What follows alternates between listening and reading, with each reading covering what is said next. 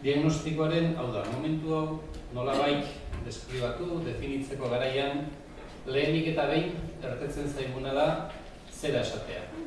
Gipuzkoako hondakinen kudeaketak gatazka bilakatu dela azken urte hauetan, apurtxo bat ia nekatuta ere bagaudela, eta egoera hain importantea den gai honen aurrean badala garaia irtenbide txukun bat aurkitzeko lehenbaiten eta elkarrekin. Decía que es evidente que gizarte mailan eta politikan zatik eta besterik ez du ekarri, enfrentamentua gai honek. Eta guzti hau gainditzeko garaia da, unea da. Beraz, gurasosek serio hartu du, arduratsu hartu du, gai hontan kontsentsu bat bilatzearen helburua. Guztiok irabazle irtengo gerala, guztiok irabazle irten gaitezkela pentsatzen dugulako.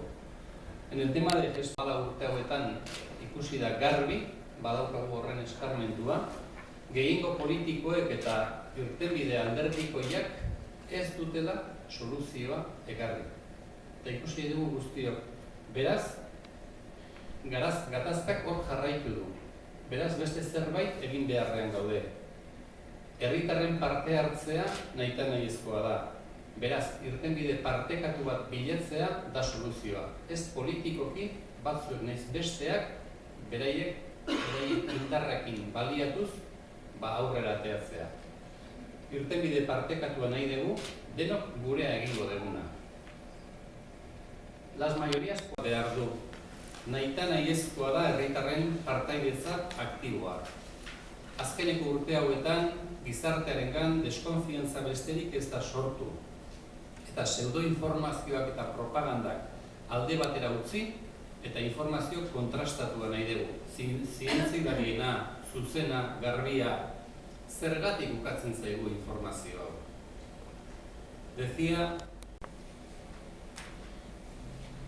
beraz, konfiantza eta normaltasuna berreskuratu behar ditugu.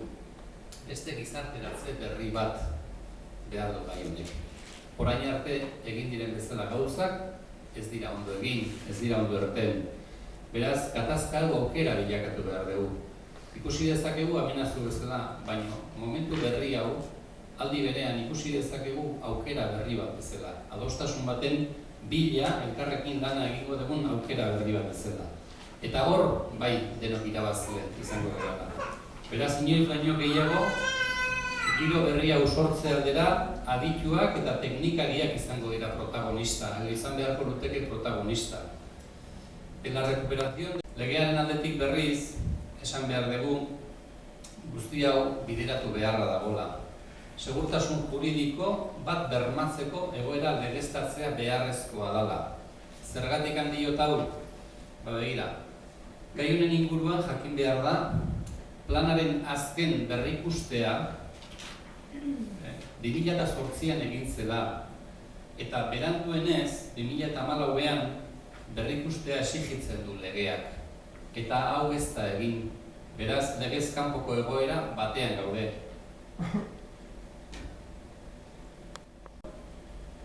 Herritarren parte hartzea legeak ere jasotzen duela, eta hori ere ez dela egin. Decía, hondakinen gaietan hobekuntza jarraiaren politika da oinarria.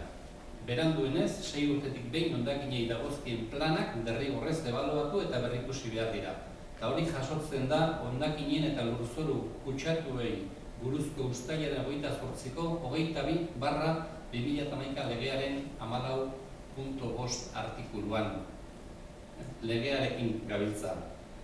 Helburua bistakoa da. Osasuna eta ingurumena babestu. Horretarako estrategia eta teknika eraginkorrenak erabili. Eta irtenbideak gizartearen ohitura aldakor eta kontzientzia mailara egokitu. Eta nola ez, halaber, Europatik hondakinen gaian datozen gomendio eta politikak jarraitzea. Y termino diciendo... Zen izan da diagnostikoa. Eta horren aurrean, guk ulertzen dugu, badagoela horre marraztu egin dugun egoerari buelta ematea eta beste bide bat hartzea. Hor hartzean daukagun kartelean, ikusten zuen bezala, bi bide daude, bat ilunagoa, beste bat argitsuagoa, oraindik garaiz gaude, eta gure proposamena da bide urdin horretatikan, argitasunaren bidetikan, adostasunaren bidetikan, abiatzea, edo gutxienez saiatzea. Horretarako, bide horri bat prestatu dugu neurri zehatz batzuekin. Ze askotan esaten zaigu, edo eskatzen zaigu, erreza dela zerbaiten aurka azaltzea, baino alternatibak ez dela aurkezten. Guk ez dugu manifestazio bat eituko, ezeren aurka baizik eta zerbaiten alde. Beste adostasun baten alde. Irtera partekatu baten alde. Beraz, horretarako lehenengo neurria litzateke, gaur egun mahai gainean dauden proiektuak geldiaraztea, gelditzea, hitzari aukera emateko. Ezinbesteko neurri bat litzateke, nahi baldin badugu irtenbide bat aurkitzea. Bigarrena, prozesu honen zutabe legea izan behar du. Legea bete egin behar da, eta horretarako, esan dugun bezala, pirrug edo hondakinen plana, Gipuzkoako plana, ebaluatu egin behar da, eta aldatu egin behar da, revisatu egin behar da. Hori legez 2014ko egon batzun egin da. Eta egina ez dagoenez, gure iritziz, ezin da abiatu inolako irtenbidea aurretik ez baldin bada ebaluatzen plana, eta ez baldin bada revisatzen. Berez, bigarren neurria da legeztatzea edo legalizatzea egoera. Hirugarren neurria, diagnostikoan entzun duen bezala, gizartetikan urrun eginda gaia, gizartaratzea litzateke hirugarren neurria. Jarri neurriak, badaudela legeak eskaintzen ditu, eta horretarako mahai sozial bat Diputazio Foru Aldundian bertan osatzea eskatzen dugu. Hiritarrek gure iritzia daukagu, eta osoko dago, baina gure iritzia zerbaitetan oinarrituta egon behar du, eta horretarako ezinbestekoa da lagungarri edo osatze aldea beste mahai tekniko bat egotea bien arteko harremanarekin. Mahai tekniko horretan, hainbat aditu bai osasun publikoan, baita hondakinen kudeaketan egongo lirateke, eta bi mahai hauek abiatuko litzateke. Nola, ze prozedura legalean? Horretarako, bai hondakinen legediak, baita Europatikan datosten direktibak, baita foru arau bat ere parte hartzeari buruzkoak, bideratzen dute partaietza prozesu batean, edo eman barko litzatekela, bi mahai hauek. Eta hor, egokitu barko litzatezke, bi mahai tekniko eta sozial horiek. Zertarako abiatu prozesu hau? Hor, oso importantea litzateke, abiatzerakoan jakitea zer nahi dugun, zer bilatzen dugun. Eta hor, bai, guk bultzatzen duguna da, irizpide partekatu edo batuak eukitzea, eta horiek litzateke.